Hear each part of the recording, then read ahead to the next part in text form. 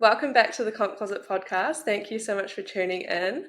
I'm your host, Sarah Moore, and today we are joined by a New Zealand-based FMG pro. She's also a hybrid athlete and a coach. Dayna Lawton, welcome.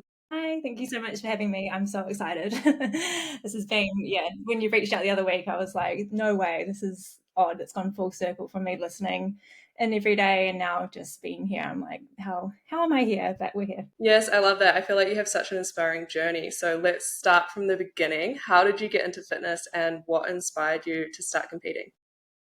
So I've always been a very active person. So since I was a young kid, I have, grown up within the world of competitive sport, and it's always just been, I guess, my outlet, my happy place.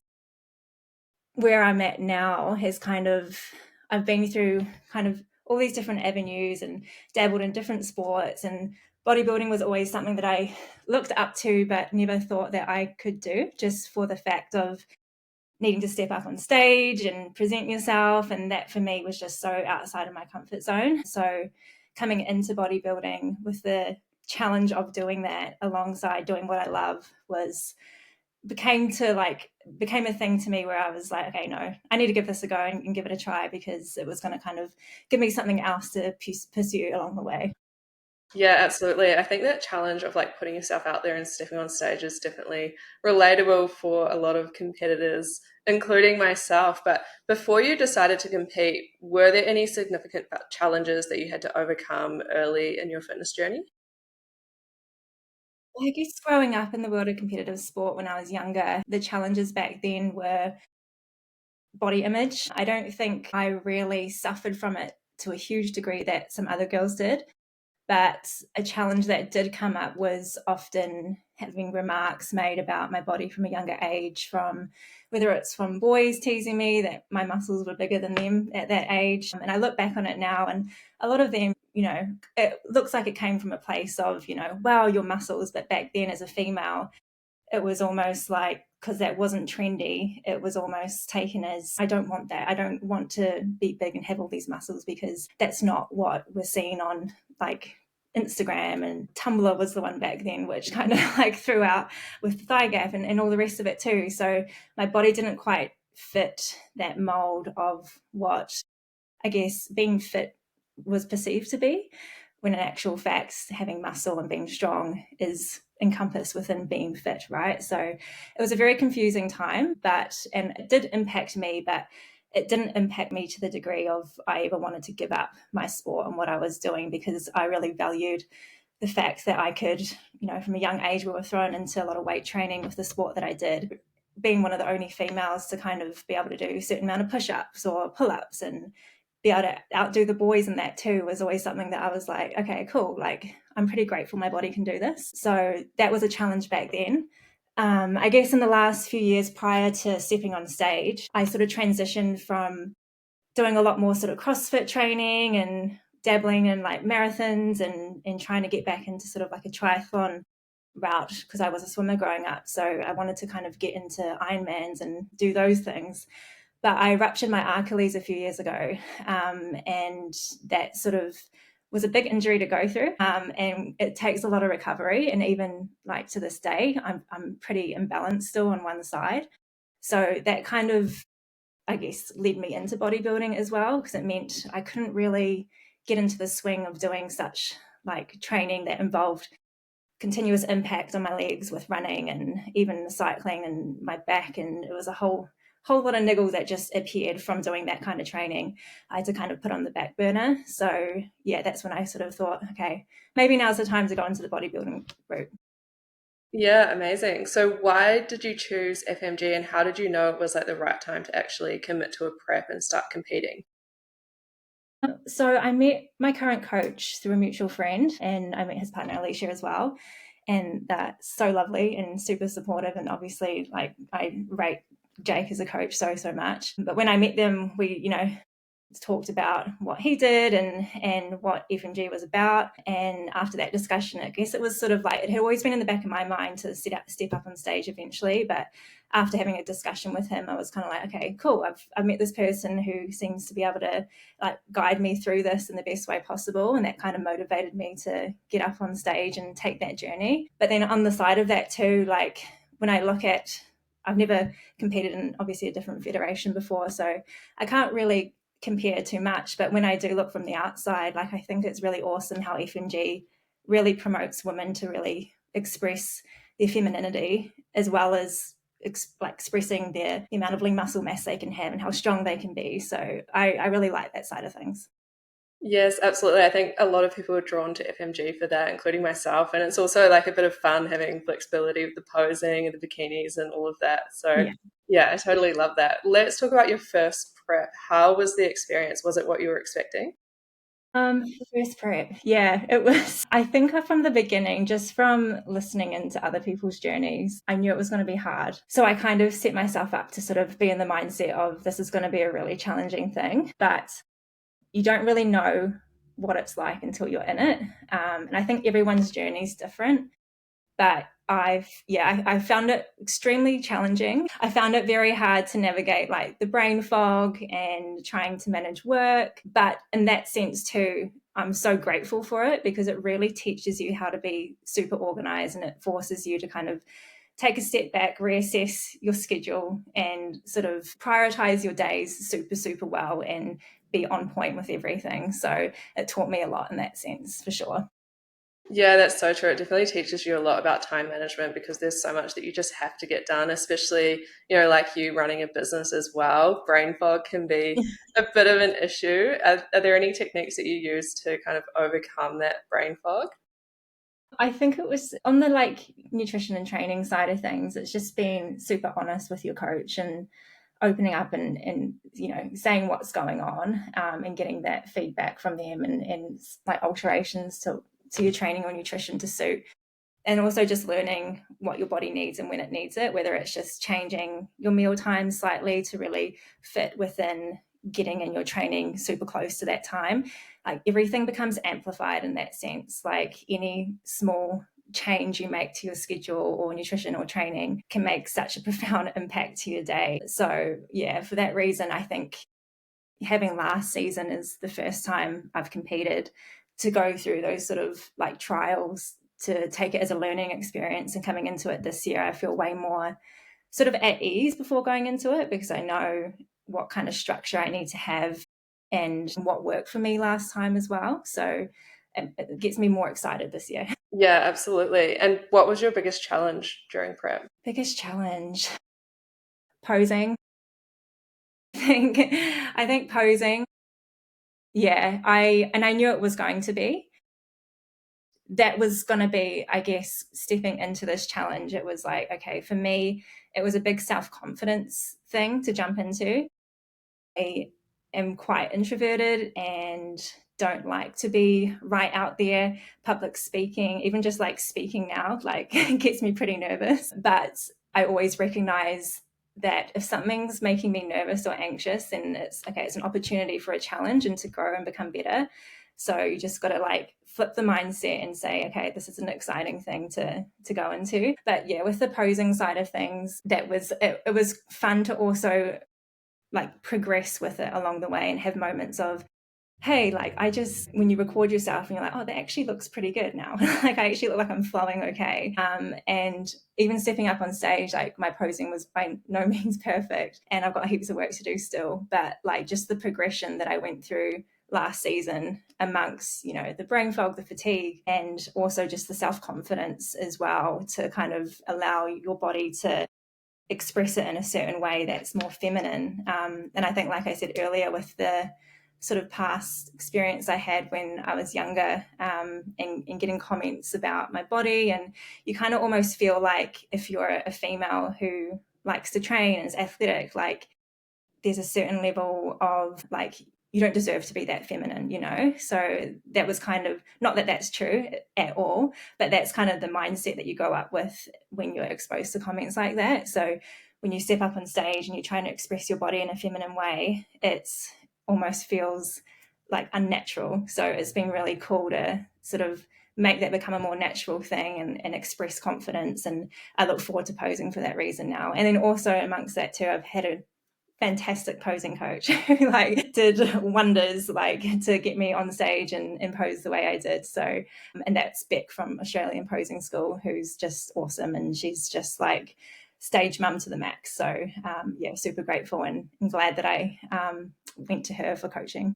Yes, absolutely. There's something so incredible about starting as a complete beginner for something like that. Like if you don't come from, a dancing background or a performing background, posing is just so unnatural and it's a bit of an identity shift as well. So it sounds like you definitely did, a bit of work on your mindset and kind of shifting your identity as well as obviously getting a really good posing coach. And I think that is so important. Did you have any moments during posing or during prep in general that you really doubted yourself? And how did you keep going?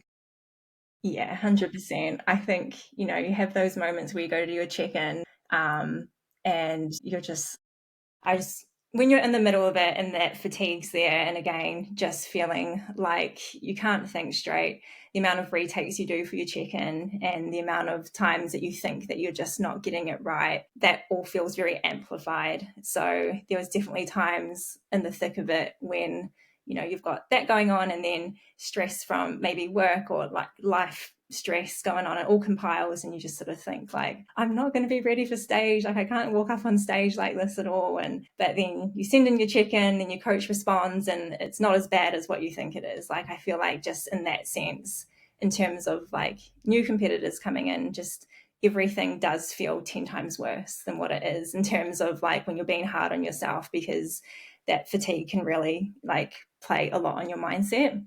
But I think like one thing that really helped, and like I've mentioned to you, was just listening to these podcasts and hearing from other competitors and listening to what they go through. And it's not like it takes away, you see this person that goes up on stage and does super well, and you think, they just get it, and like it must just come pretty easy to them. And but then able to listen in and hear that they've gone through these struggles as well, or they struggled with self-confidence here, like that's such a motivating thing just to kind of keep going. So thank you for like hosting this podcast. It helped me get through prep basically.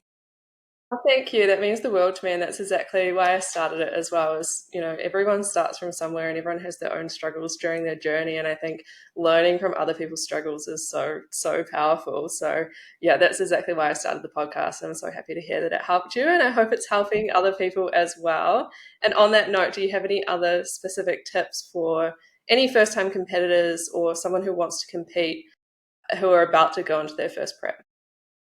I think just, and what I hear from a lot of the other girls that have been on here too, is just really know why you're doing it.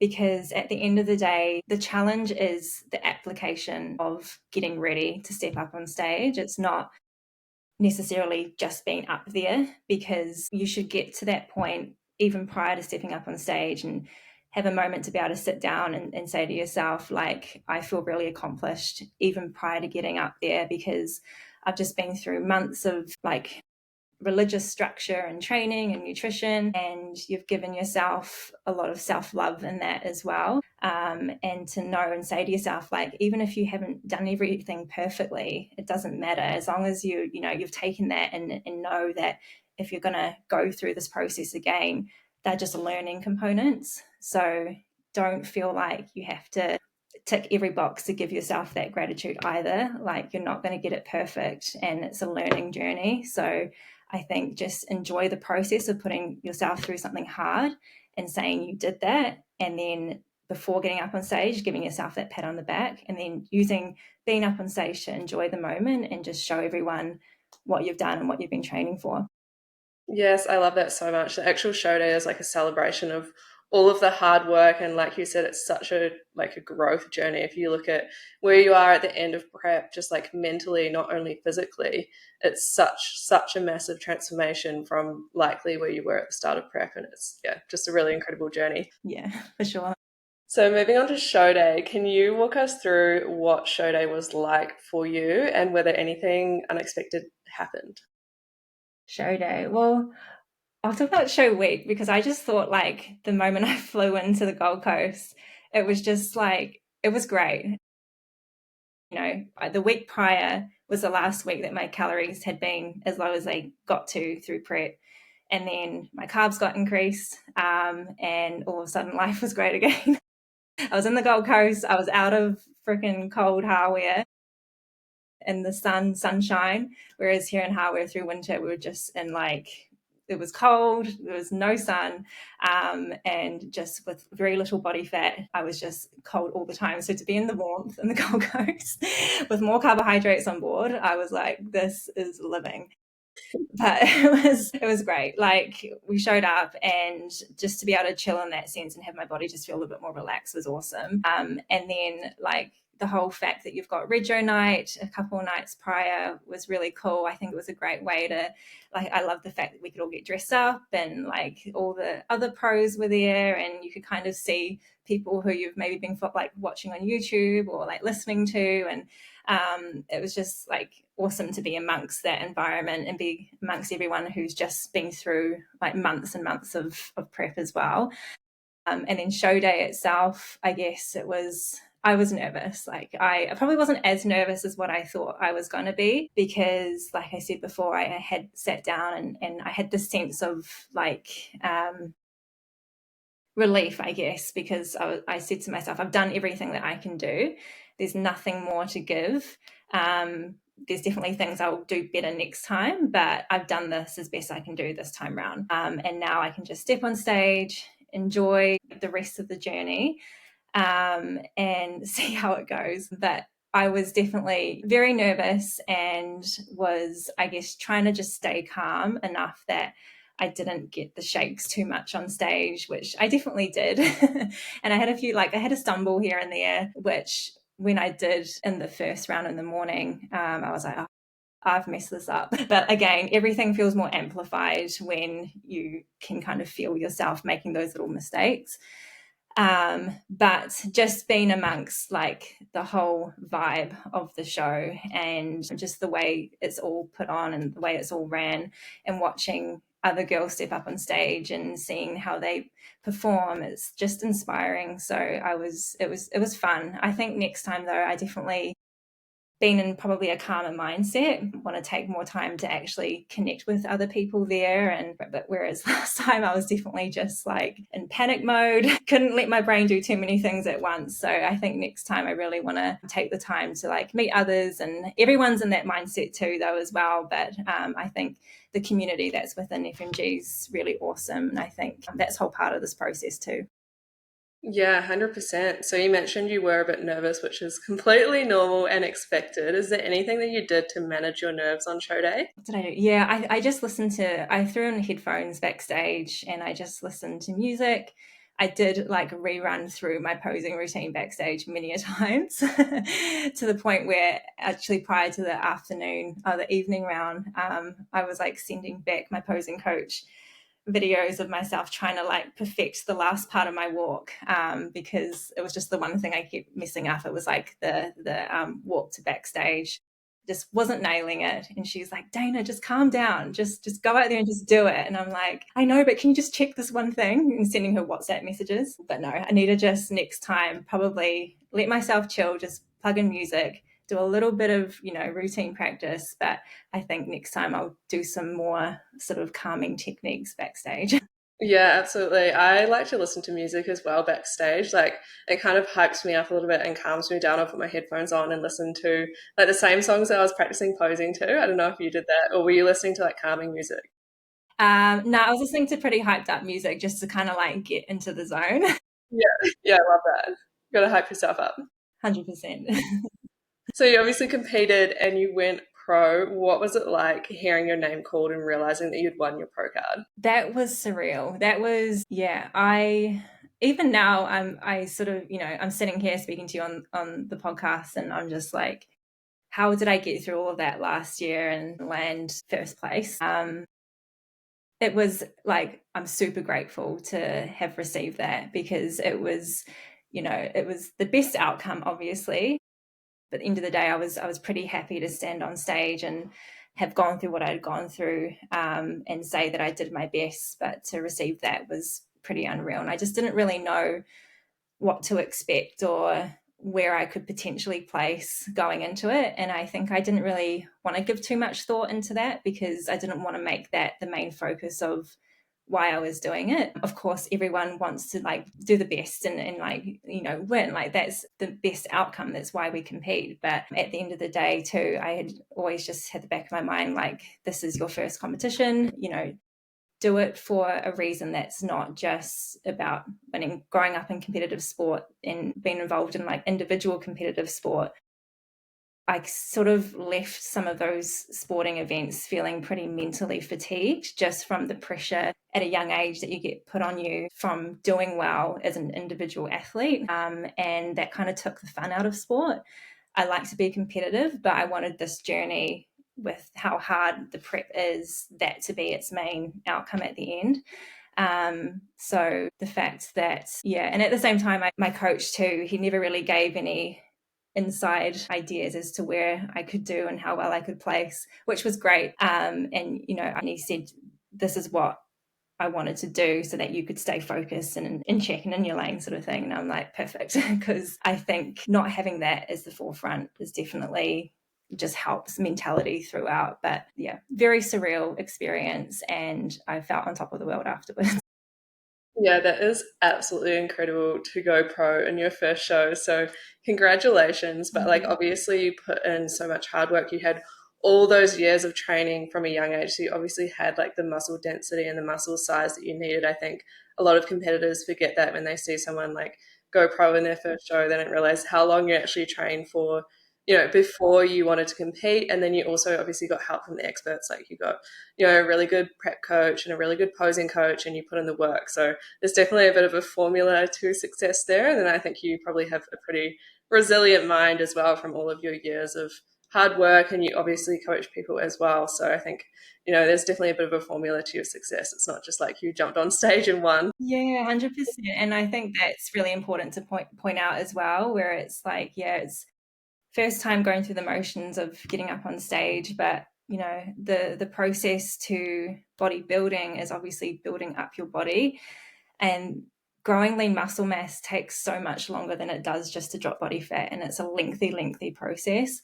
So the fact, like, I started lifting weights at like the age 11, 12 when I was younger. So I think having that, like you said, that muscle density there, that's, you know, the way my body's been built through those younger years definitely serves me well now. And it's been a long journey to get to where I am, and being consistent with that too. So that's definitely important. It hasn't just been like a year's journey. Like, a lot of my muscle density has been there for a long time.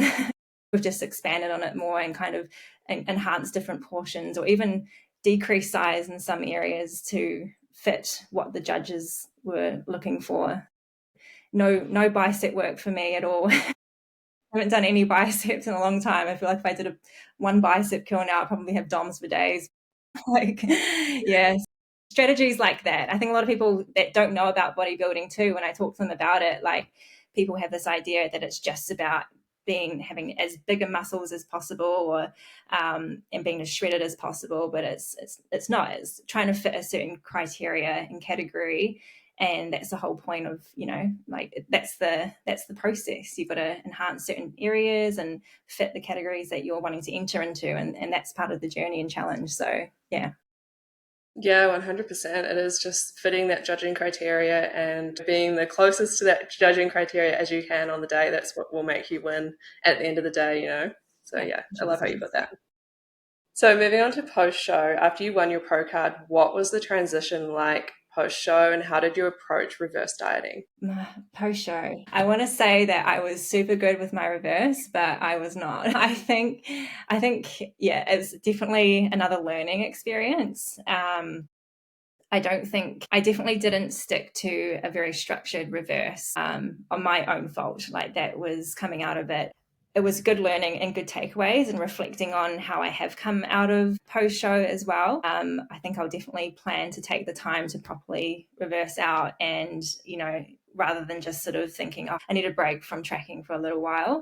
I think I need to balance that out a bit more. I think there's still a component of, I definitely enjoyed not having such a regimented structure to that and just taking the time to relax and enjoy. And then in saying that as well, I feel like I've got pretty good way of eating intuitively to still not be overdoing things. But in saying that, like next time round, I'll be taking a little bit more of a structured approach into sticking with my reverse.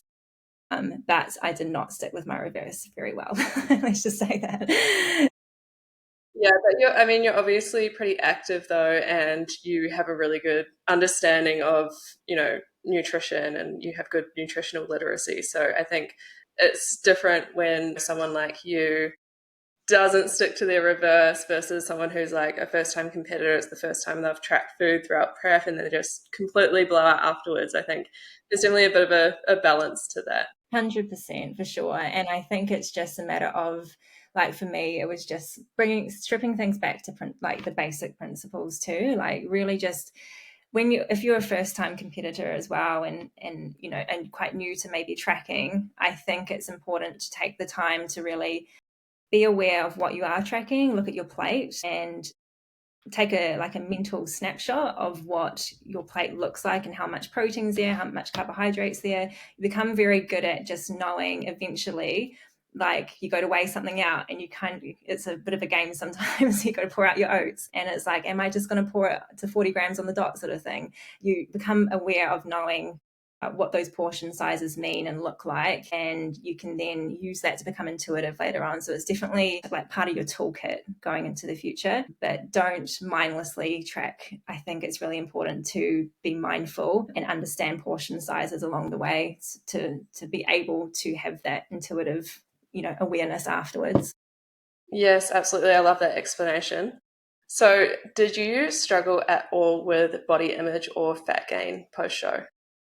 Yeah, surprisingly, I think it's that initial shock from your body looks a certain way, and I think going into show, people talk about body dysmorphia a lot, especially here on the comp podcast. You hear girls talk about it all the time, and they say, I feel like I didn't look that lean going into show, and then you look at their photos, you're like, they look so lean going into show, and then I ended up being in that same position where it's like you don't realize how lean you are, and I look back at photos and I'm like, I was so lean. How did I not see that? And then all of a sudden, post show, you come out of it and your body does just sort of soften up in a certain way, and you've gone from this sort of being on this high and going pro and having all this like amazing sort of praise and feedback because you got judged for your body looking like this way, and now we're reversing out of it. And I knew it was coming, I knew that was going to happen afterwards, but you still just have this little bit of like thing that's like, oh, my body's changing pretty quickly, I didn't think it would happen that fast. And obviously going like not adhering to my reverse is going to have a big impact on that too. But I didn't overwhelm me to this sense, but I would be lying if I said that I didn't have any like point of like, oh, my, like have been a bit down on your body afterwards. But for me, I'm always very like, my main priority when it comes to movement and strength is or anything that I do, like my gratitude comes down to how I move my body and how strong I can be. So really just employing what I preach to other people and really putting in place like my strength goals again, and that then be my main focus, putting in those performance-based goals to get my body back to its strength to where it was pre-prep. And then that sort of took over my motivation, and all of a sudden like you start getting used to how your body's changing again, and you start seeing more muscle come through, and all of a sudden your PBs are going up again, and that's where like your sense of gratitude for your body comes in and kind of cancels out any negativity that you're having about your body, because hey, I can squat like 140 kilograms now, and it's like, cool, my body looks like this, but I can do this. So that's what I like at end of the day like to explain to people when they jump on board, like whether it's coaching with me or just trying to help people with their mindset with body image. That's a biggie for me. Yes, absolutely. I find that helps me as well, like focusing on those performance-based goals. I think like mentally for me, this post-show period has been the hardest because I did have time off, had surgery, I couldn't train, like all these things, and like sickness, and it was definitely the hardest because I couldn't focus on those performance-based goals. So for anyone like going into a reverse, focus on like all the benefits you have, like gaining strength, gaining energy, better sleep, all of those things. And it definitely just helps so much because, like you said, you can appreciate what your body can do for you, and it's super powerful. Yeah. How did you find that process then, going through surgery pretty close afterwards? Was it all kind of planned out very well with you and your coach? It was all planned out, like nutrition wise and all of that, but I think like body image was a little bit harder because you're obviously getting softer and like, you're kind of eating to aid the surgery recovery, but then you can't train, like you can't put that food into training and getting stronger and things, and then you're worried about losing muscle. So yeah, mentally it was quite hard, and I kind of just had to focus on other areas, like realize, okay, this is a recovery phase. Like I'm not trying to build muscle, I'm just trying to retain as much as possible, get back to optimal health, and then I can start training again. So I think it's just shifting your perspective depending on kind of what phase you're in and doing what you can for that phase. 100%. And I think sometimes too, when like the whole process of prep takes up so much time and like your schedule's so meticulous every single day, you get to a point where like you have surgery and all of a sudden it's like, no, you just have to completely rest, like do nothing.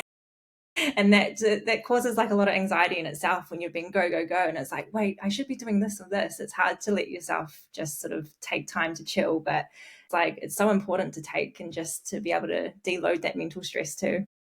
Yeah, 100%. So, talking about like mental stress and mindset as well, looking back on your prep and your experience so far with bodybuilding, how did the experience of competing help you to improve your mindset? I think it's just proven to me that it's if you want to do something, then you can do it. And it's a matter of researching and getting the tools and getting the support that you need to get there. And if something scares you, just go for it, because that's going to get you, that's going to level you up at the end of the day. And in terms of mindset, in terms of like confidence, stepping up on stage, just going through that whole process, knowing that I've done it and I didn't completely, make a huge stumble or anything like that. But also at the same time, taking away points that I've got areas to work on.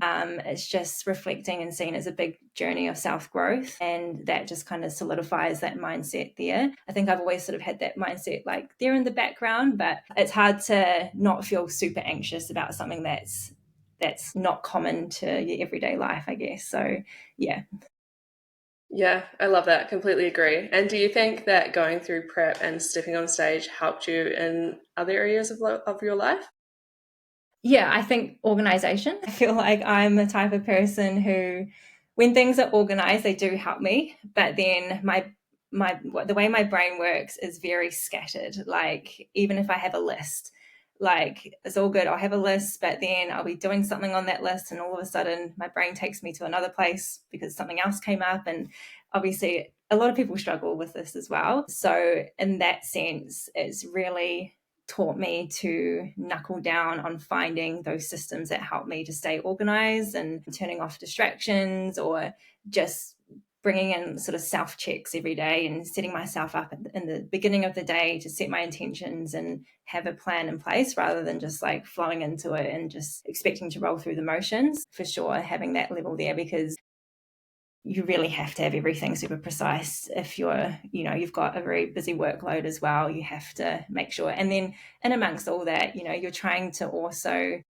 if you've got a partner or friends, like it's very hard to manage your social life and amongst all of that as well.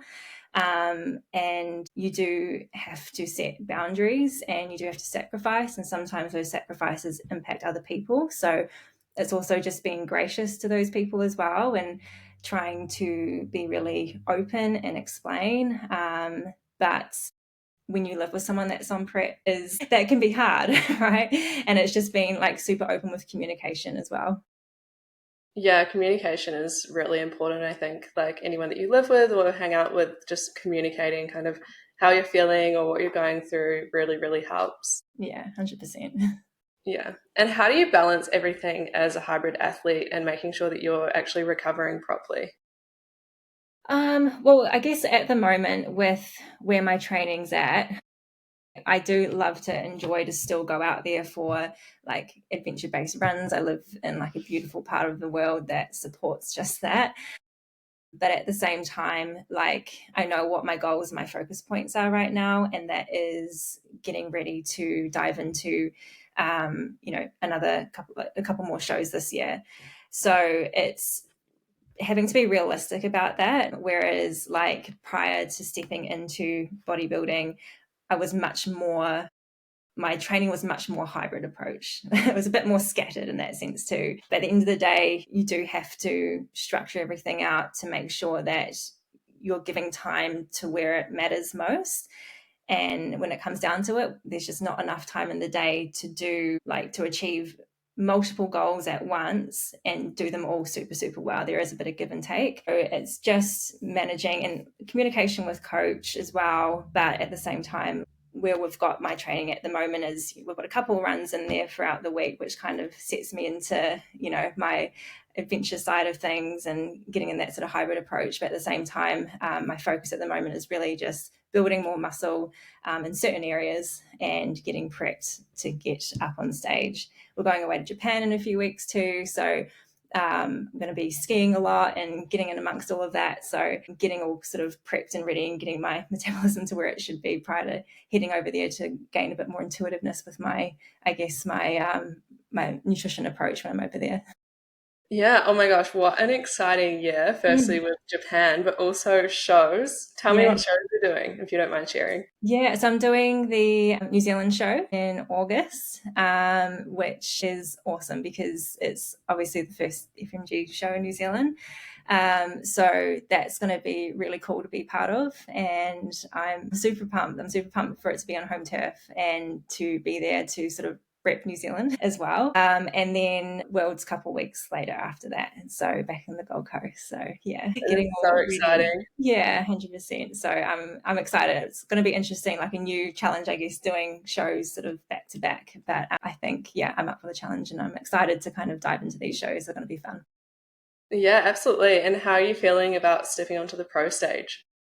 Nervous. We were going through my posing the other day with Beck, and she reminded me that the posing routine's longer for the pro stage as well. And I was like, oh, that's right. Great. But no, new challenge.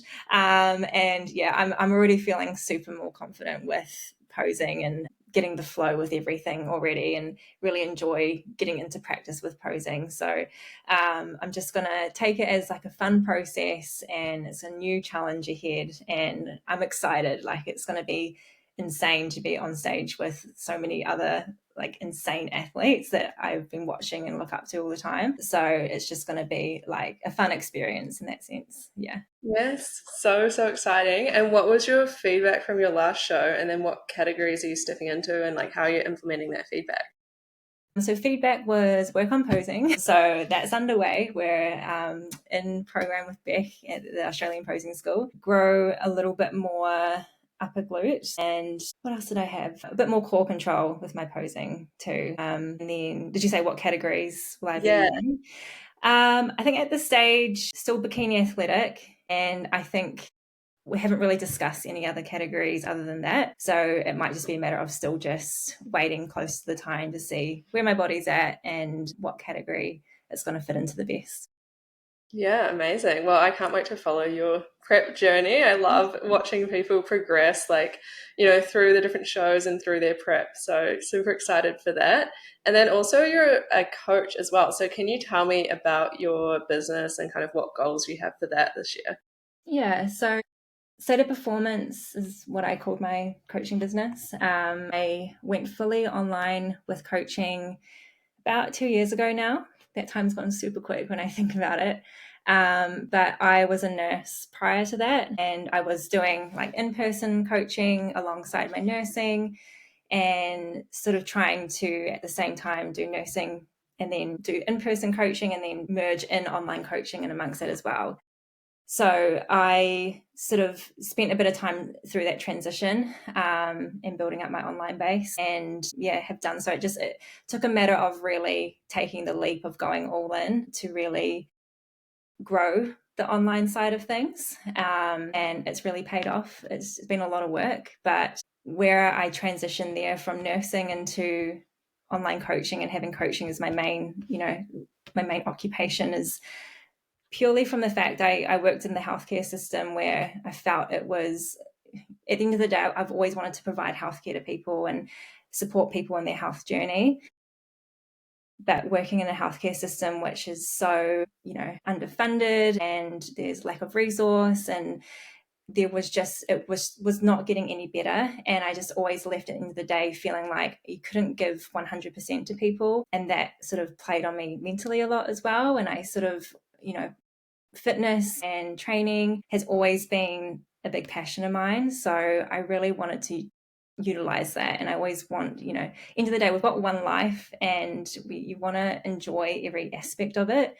So going into being able to do what I love to do and provide people with a sense of healthcare through this approach as well was sort of my why for going into it more.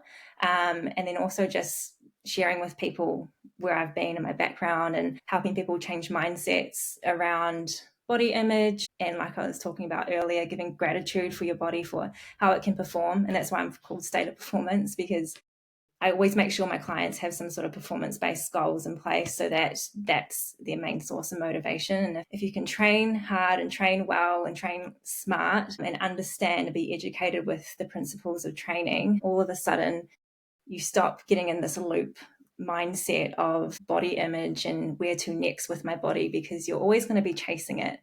Whereas if we can implement that with performance-based goals, all of a sudden it's like, okay, my body can move like this, and I can do this amount of push-ups and this amount of pull-ups, and I can lift this amount of weight. Like, that's pretty awesome. And all of a sudden you give a lot more gratitude to yourself for what your body is and what it looks like right now. And at the same time, you can solidify and say, I am healthy, I'm strong. And that's, at the end of the day, is what matters to live a long, healthy life. So at the end of the day, I help people sort of move into a body recomposition sort of process as well. But that's not without having some sort of performance-based structure in place to help them get there too. Yes, I absolutely love that approach, and it's cool hearing your journey and how you got into it and your why. You can tell you're super passionate about it. So, where can our listeners follow you to learn more about your coaching and also follow your journey to the pro stage? So you can follow me on Instagram. Dayna State of Performance is my Instagram handle, is where you can find me. And that's all I'm on at the moment. I have a TikTok, but I don't really use it. I think it's been banned now as well. Yeah. Much to my despise. I went on last night to have a little brain down time to scroll, and it was not there anymore. But yeah, absolutely. Follow me there, and I will be posting about my journey along the way as well. But yeah, can I just say that for you, to follow you in your journey has helped me so much too. So thank you for being so consistent with posting about it, and just being super honest with the ins and outs too, because that definitely fueled my fire for, keeping going when things got pretty tough. So yeah, thank you. Thank you. That means a lot. I do try to keep it real because I know I, struggled at the start of my journey, and I don't want people to feel like it's all glamour and photo shoots. So yeah, thank you for that. All And do you right. have any final words of advice or encouragement for any of our listeners who might be prepping for their first show? I think, just like I said earlier, just establish why you're doing this. I think take the time to really learn the physiological process of what's going on with your body as well. I think as a coach, to already have that background understanding was super helpful. And I'd always kind of think, if I didn't have that knowledge or understanding, I can see how people struggle with this process a lot. But also just ask your coach, utilize your knowledge, learn along the way, because it's going to help your mindset so much as well. But at the end of the day, just do your best, and note that you've got another year to do it again and again and again. And each year is a stepping stone just to getting better. And your first show is all about just working through those harder parts, and understanding how you can better yourself for the following year. It's like a practice run, right? So you're kind of diving in, doing what you can do. And as long as you can get to getting up to stage and saying, I've done this really hard thing, that should be enough. And just have some clear expectation and ideas about how your body might change after coming out of show as well, and just sort of have that mindset set up ready to go, and just utilize your coach's knowledge and communicate with them. Yeah, I love that so much. Well, thank you so much for coming on the podcast and sharing your journey and sharing your tips as well. I think that'll be super, super valuable for anyone listening to this. Oh, thank you so much for having me. It's been awesome. And I can't believe I'm on the podcast after months of listening and like walking in hardware in the freaking snow, listening to it. I'm now on it. You'll be listening to your voice on the next one. Yeah, I'll try and listen to my voice. And thank you so much to our listeners as well. If you could take a moment to rate and review and follow this podcast, that would mean the world to me. It really does help us to grow and get more incredible guests on like Dayna. And also share it to your stories and tag us. Let us know what you're doing. If you're going for a walk or if you're in your first prep, let us know. We'd love to see it. Thank you so much. Thank you.